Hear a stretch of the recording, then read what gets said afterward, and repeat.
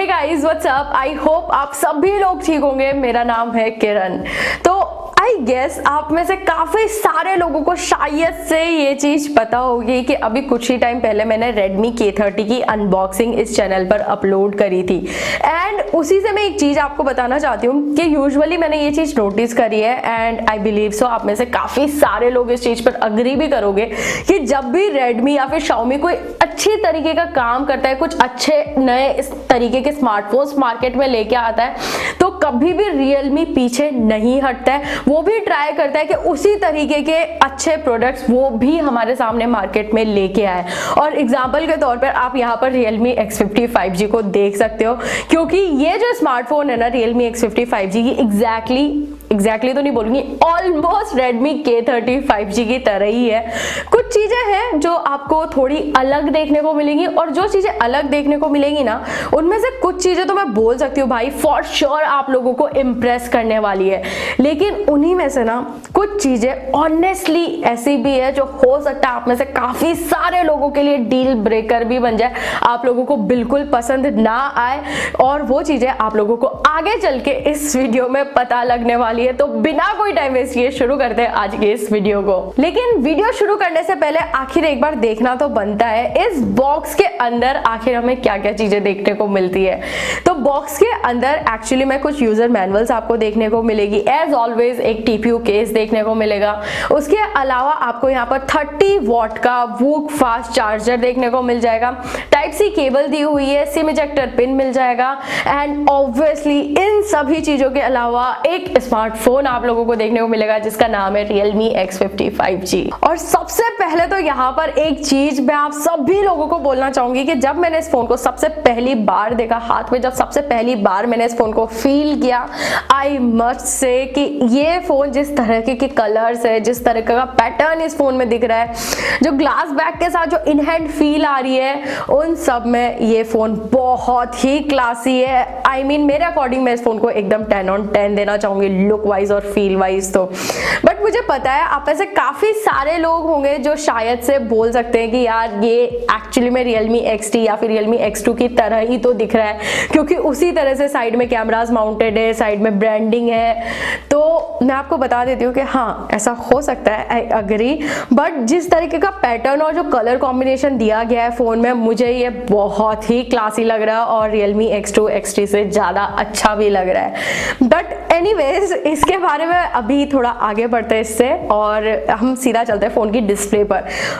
Front में हमें 6.57 inches की full HD plus IPS LCD display देखने को मिल रही है। जी हाँ, IPS LCD है एक्चुअली में। एंड जब ये फोन लॉन्च होने जा रहा था ना, मुझे बहुत ज्यादा उम्मीदें थी Realme से कि यार Realme ऐसा नहीं करेगा, एटलीस्ट एमोलेड डिस्प्ले हम लोगों को लाके देगा। बट अनफॉर्चुनेटली ऐसा नहीं हुआ है, IPS LCD ही मिल रही है।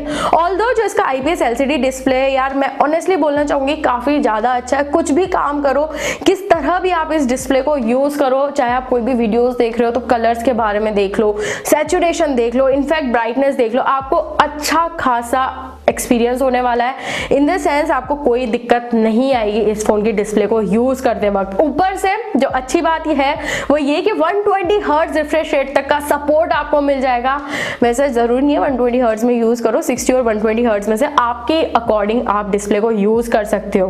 बट एक चीज मैं यहाँ पर आपको बोलना चाहूंगी कि फ्रंट में जो बेजल्स दिए हुए हैं वो भी काफी थिन कर दिए गए हैं, और कहीं ना कहीं काफी अच्छा डिस्प्ले लग रहा है। उसके पीछे रीजन भी है क्योंकि इस बार वाटर ड्रॉप नॉच को टाटा बाय बाय कर दिया है, और यहाँ पर हम लोगों को डुअल पंच होल कैमरास देखने को मिल रहे हैं जो कि काफी अच्छे लग रहे हैं इस डिस्प्ले में। और बता देती हूँ फ्रंट में कॉर्निंग गोरिल्ला ग्लास 5 की प्रोटेक्शन यूज करी गई है, बैक साइड में भी कॉर्निंग गोरिल्ला ग्लास 5 की प्रोटेक्शन दी गई है। एंड मैं ये बोलना चाहूंगी कि मैंने जब देखा तो इस फोन का जो वेट है वो एक्चुअली में 200 ग्राम है, जिसको हम बोलेंगे कि फोन हैवी है, बट एक्चुअली में वेट डिस्ट्रीब्यूशन काफी अच्छा किया गया है। हाथ में एकदम सॉलिड फील होगा और आपको बिल्कुल भी हैवी तो मेरे हिसाब से नहीं लगेगा ये स्मार्टफोन। बाकी आप देख सकते हो पीछे की तरफ फिंगरप्रिंट फिंगरप्रिंट स्कैनर नहीं है, फ्रंट में भी इन डिस्प्ले फिंगरप्रिंट सेंसर नहीं है, इसका मतलब है साइड में माउंटेड है फिंगरप्रिंट स्कैनर एंड ये काफी ज्यादा फास्ट है और काफी ज्यादा एक्यूरेट है। आई मीन मैं सीरियसली इस चीज से भी काफी ज्यादा इंप्रेस हुई हूँ यहाँ पर। लेकिन अभी आगे बढ़ने से पहले एक चीज में तो आप सभी लोग शायद से मेरे साथ अग्री करोगे कि आज के टाइम पर ना स्मार्टफोन्स इतना ज्यादा इंपॉर्टेंट हो गए हमारे लिए कि हम हर एक इंपॉर्टेंट चीज, डॉक्यूमेंट्स हो गए, फोटोग्राफ्स हो गए, सब कुछ फोन में ही स्टोर करके रखना पसंद करते हैं। और मेरे ख्याल से ये काफी हद तक पॉजिटिव चीज भी है बट कुछ हद तक नेगेटिव भी है, क्योंकि यार काफी बार होता है कि हमसे गलती से ही कुछ इंपॉर्टेंट चीजें डिलीट हो जाती है और बाद में रिग्रेट करना पड़ता है। आपके साथ ऐसा होता है नहीं होता मुझे नहीं पता, बट मेरे साथ बहुत ही ज्यादा होता है ऐसा। अगर आपके साथ भी होता है तो एक बहुत ही अच्छा सॉल्यूशन है, बेसिकली एक डाटा रिकवरी सॉफ्टवेयर है जिसका नाम है रिकवर इट और ये आता है वंडरशेयर की तरफ से। इसकी हेल्प से आप अपने फोन में जो भी आपकी फाइल्स डिलीट हो गई या फिर लॉस्ट हो गई है उन सबको आप रिकवर कर पाओगे। इनफैक्ट फोन से ही नहीं, कोई भी एक्सटर्नल ड्राइव हो गई, हार्ड ड्राइव हो गई, पेन ड्राइव्स हो गए, मेमोरी कार्ड्स हो गए, सबसे आप डाटा रिकवर कर सकते हो। फिर चाहे आप मैक ऑपरेटिंग सिस्टम यूज कर रहे हो या फिर विंडोज ऑपरेटिंग सिस्टम, आप हर किसी से डाटा रिकवर कर पाओगे इजीली। और अच्छी बात यह है कि स्टार्टिंग में आपको 100 MB फ्री में डाटा रिकवर करने का ऑप्शन भी मिल जाएगा। बाकी इस सॉफ्टवेयर के बारे में अगर आपको और भी ज्यादा डिटेल में इंफॉर्मेशन चाहिए तो सारे लिंक्स आपको नीचे डिस्क्रिप्शन में मिल जाएंगे। खैर, अभी अगर फोन की परफॉर्मेंस के बारे में बात की जाए तो ये एक ऐसी चीज है जहां पर आपको कोई भी कमी नहीं देखने को मिलेगी। आफ्टर ऑल फोन के अंदर स्नैपड्रैगन 765 5G एक चिपसेट दिया हुआ है जो कि बहुत पावरफुल चिपसेट है। आप किसी भी तरीके से फोन को यूज कर लो, आई मीन टू से किसी भी तरीके के गेम्स खेल लो, कोई भी टास्क परफॉर्म कर लो, मल्टीपल टैब्स खोल के रख लो, आपको कोई दिक्कत फोन के अंदर नहीं फील होने वाली है। इनफैक्ट अगर PUBG की बात की जाए तो अभी फिलहाल आप HD graphics high frame rate में PUBG खेल पाओगे बिना किसी लैग के साथ, एकदम अच्छे से स्मूथली। बट उसके अलावा भी बताऊं तो Android 10 देखने को मिलता है। पहली बार Realme का UI मैंने इस फोन के अंदर एक्सपीरियंस किया है और इस UI को देख के मैं एक चीज और बोल सकती हूँ, कहीं ना कहीं जो कलर OS 7 है ओप्पो का, उसी को थोड़ा बहुत कस्टमाइज करके ये UI बनाया गया है। तो मैंने कलर OS 7 पर्सनली यूज किया हुआ है तो मुझे पता है कि ये ऑलमोस्ट उसी की तरीके का है, उसी की तरीके की सेटिंग्स भी है। और इन सब चीजों के अलावा एक और चीज बताना चाहूंगी कि ये जो यूनिट है Realme X50, ये बेसिकली एक चाइनीज यूनिट है। 8GB 128GB स्टोरेज यहाँ पर देखने को मिल जाता है एंड मेरे हिसाब से यार 128GB स्टोरेज इनफ तो होता है, लेकिन हम सब लोगों को चाहिए होता है कि SD कार्ड का स्लॉट होना ही चाहिए, क्या पता कब स्टोरेज एक्सपेंड करनी पड़ जाए। एंड अनफॉर्चुनेटली इसके अंदर SD कार्ड का स्लॉट नहीं है, डुअल सिम स्लॉट देखने को मिलता है। एंड आई रियली होप कि जब ये स्मार्टफोन इंडिया में आए तो इसके अंदर SD कार्ड का स्लॉट देखने को मिल जाए, क्योंकि इंडिया में 5G वेरिएंट तो आएगा नहीं, 4G वेरिएंट आएगा और उसके अंदर SD कार्ड का स्लॉट होना चाहिए। खैर, अभी अगर बात करें फोन का जो one of the most highlighting feature है और जिसने मुझे सबसे ज्यादा इंप्रेस किया है वो है एक्चुअली में फोन के फ्रंट कैमरास। तो डुअल पंच होल कैमरास है, लेकिन जो सबसे इंटरेस्टिंग चीज है इसके कैमरास में वो ये कि 16 मेगापिक्सल के प्राइमरी कैमरा के साथ साथ 8 मेगापिक्सल का अल्ट्रा वाइड एंगल लेंस भी फ्रंट में देखने को मिलता है, जो कि एक्चुअली में काफी ज्यादा कमाल का है। आई मीन आप नॉर्मल फोटोज तो ले ही पाओगे बट उसी के साथ आप अल्ट्रा वाइड एंगल से भी सेल्फीज निकाल पाओगे। बट एक चीज मैंने नोटिस करी है कि इस वाइड एंगल वाले लेंस से ना आप पोर्ट्रेट में फोटोज, आई मीन पोर्ट्रेट में सेल्फीज नहीं निकाल सकते। बट एक चीज है कि आप फ्रंट कैमरा से नॉर्मल में भी और वाइड एंगल में दोनों में ही वीडियो शूट कर सकते हो।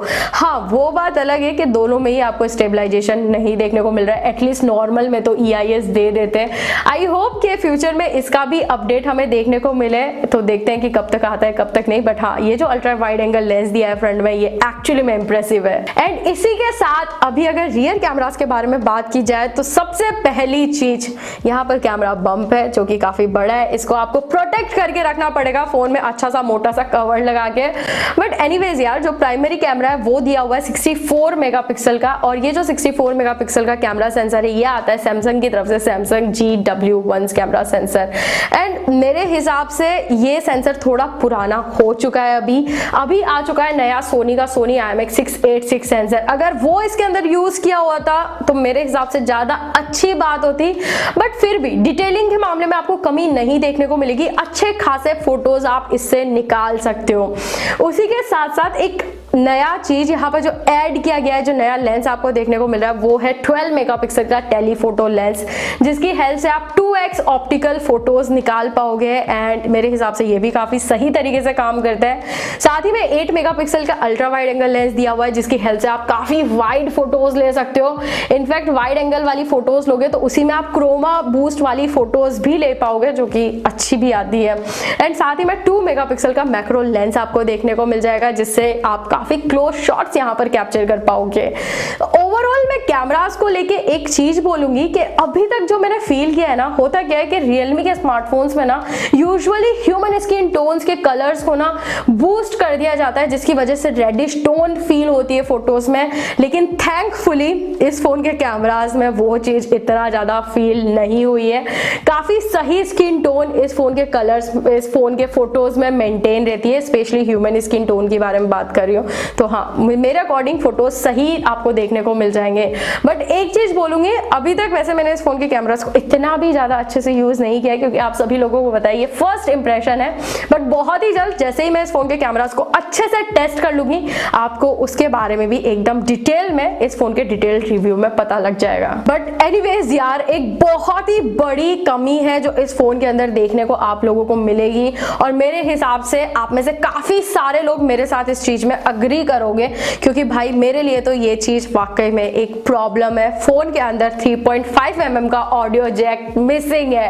एंड यार वैसे तो आई अंडरस्टैंड कि आज के टाइम पे काफी सारे ब्लूटूथ ईयरबड्स देखने को मिल जाता है, ब्लूटूथ ईयरफोन्स देखने को मिल जाता है, लेकिन एक्चुअली में जो 3.5 mm ऑडियो जैक का जो आउटपुट होता है वो काफी ज्यादा अच्छा होता है, काफी ज्यादा रियलिस्टिक होता है, और कह सकते हो काफी क्विक भी होता है। जबकि अगर हम ईयरबड्स में, ब्लूटूथ वाली ईयरफोन्स में कोई भी गाना सुन लो, किसी भी तरीके का वॉइस आप ले लो, उनमें हल्का फुल्का डिले देखने को मिलता ही मिलता है, और कैसे भी ईयरपीस या फिर ईयरफोन्स क्यों ना हो, आपको उसमें कुछ ना कुछ इश्यूज आएंगे। बट लास्ट अभी अगर बात की जाए फोन की बैटरी के बारे में, तो 4200 mAh की बैटरी इस फोन के अंदर देखने को मिल जाती है हमें। और उससे भी अच्छी बात यह है कि 30 वॉट का वूक फास्ट चार्जर बॉक्स के अंदर देखने को मिलता है टाइप सी केबल के साथ, जिस पर रियलमी क्लेम करता है कि 30 मिनट्स में 70% फोन को चार्ज कर सकते हो। ऑल्दो मैंने टेस्ट करके देखा नहीं है, बट बहुत ही जल्द टेस्ट भी कर लूंगी और आपको आगे बताऊंगी भी। बट ओवरऑल मेरे हिसाब से ये स्मार्टफोन काफी सही है, काफी क्लासी है। बाकी आप लोगों को ये स्मार्टफोन कैसा लगा अभी तक, मुझे कमेंट सेक्शन में जरूर से बताना। एंड आई होप यार आप लोगों को अभी आइडिया लग चुका होगा कि Realme X50 जब इंडिया में आएगा तो किस तरीके का ये स्मार्टफोन होने वाला है। आप लोगों को ये वीडियो अगर कहीं पर भी किसी भी वे में अगर अच्छा लगा है, यूजफुल लगा है, तो इस वीडियो को लाइक जरूर से करिएगा। बाकी मैं आपको मिलती हूँ नेक्स्ट वीडियो में।